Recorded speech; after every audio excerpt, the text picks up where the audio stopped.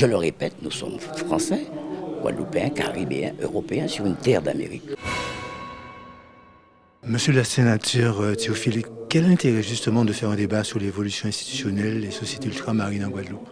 Mais c'est très important d'organiser ce genre de débat, déjà à l'adresse des politiques, puisque si nous voulons faire bouger les choses, il faut déjà que ceux qui portent le sujet soient totalement informés, imprégnés, pour qu'il y ait une explication très lisse, très, je veux dire, avec une facilité pour remettre ça et s'adresser à la population, puisque nous sommes à la croisée des chemins.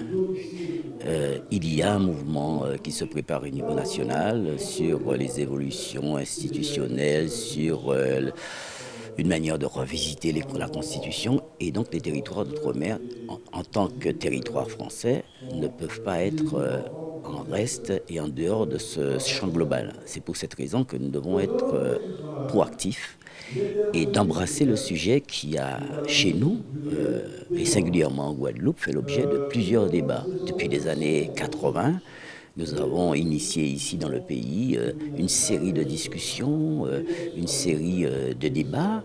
Et puis la Constitution même, quand elle a changé en 2003, a instauré, je vais dire, une nouvelle forme sur les articles 73-74 qui fait débat.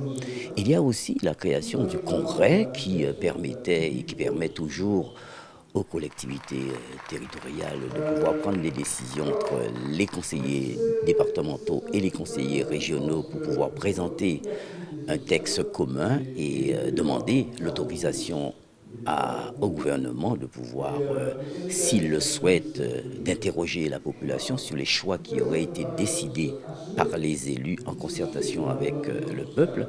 Nous avons vu ce qui s'est passé en 2003, le résultat. Mais aujourd'hui, je vais dire, près de 20 ans après, nous voyons que la question est encore là et devient de plus en plus, je veux dire, l'écart est étroit puisque nous n'aurons pas le choix. Soit on décide d'une évolution pour nous, ou soit on choisit notre évolution. Donc je prends le pari et de pouvoir obtenir le choix, d'avoir le choix. Et donc c'est très important de pouvoir faire participer les élus, faire participer la population, dédramatiser les choses et parler d'un discours vrai. C'est ce qui est important. Monsieur le sénateur, justement, comment regagner la confiance de la population quand on a vu ce qui s'est passé lors du précédent référendum? Il n'y avait pas forcément unanimité des élus, ça c'est la première. Et la deuxième, c'est qu'il y a eu un sentiment de peur qui a été véhiculé à l'endroit de la population.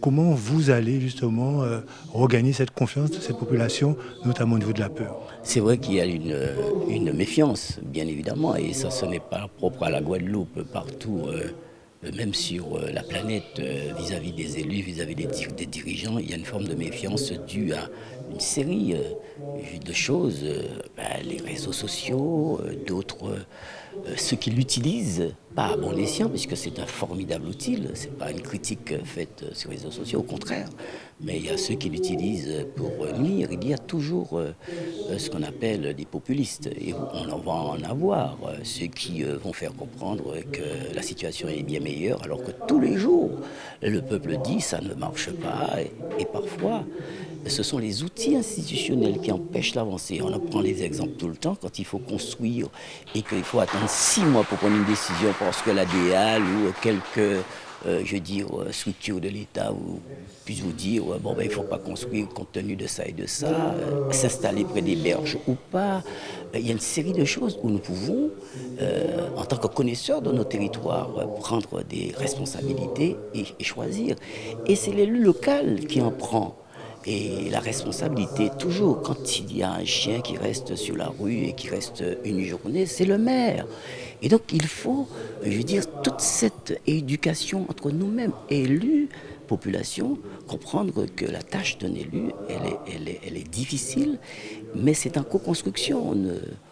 Je ne connais pas de dirigeants guadeloupéens qui n'aimeraient pas la Guadeloupe, je ne sais jamais, même si on peut critiquer la méthode, la méthodologie, comment faire, mais je pense que nous sommes tous animés de voir une Guadeloupe conquérante. Nous, tous les jours, nous disons que nous avons une Guadeloupe terre de champions, nous avons une Guadeloupe merveilleuse. Il suffit de voyager et de voir que la Guadeloupe, c'est une perle. Donc, comment trouver un mécanisme, se faire comprendre dans l'entente pour que nous puissions progresser. Je pense que le citoyen a besoin de résultats.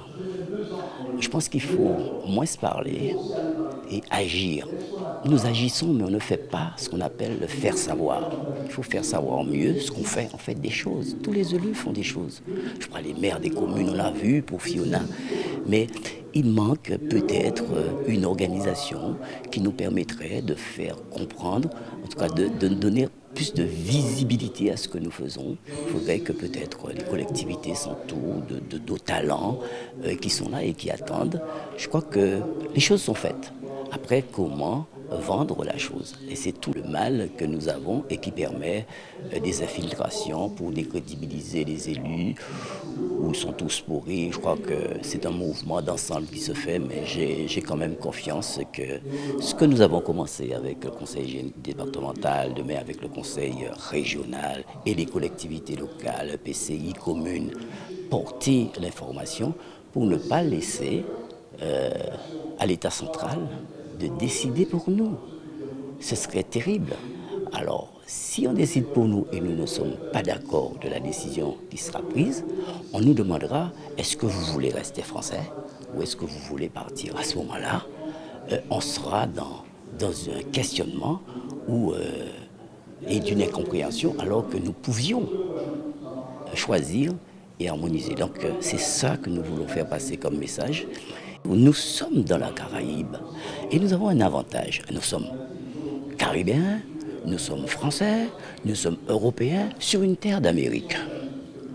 Je le répète, nous sommes français, guadeloupéens, caribéens, européens sur une terre d'Amérique. Et nous sommes entourés d'eau, l'espace maritime, où la France est le deuxième pays au monde sur son espace maritime, grâce aux Outre-mer. Alors quand on parle d'énergie renouvelable, il y a l'énergie renouvelable, et j'ai entendu, et d'ailleurs c'est un clin d'œil à notre ami Nagam qui remet l'ouvrage sur le métier en parlant d'éolien offshore. Ben, il faut analyser tout cela.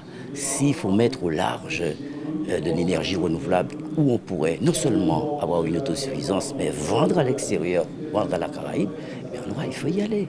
Je crois que c'est tout cela, mais on ne peut pas faire ça sans une institution, une organisation institutionnelle, parce qu'il y a des lois et des règles. On ne peut pas dire on va le faire, mais on va vous dire est-ce que dans le texte de la Constitution on prévoit ça? Et c'est le frein parfois.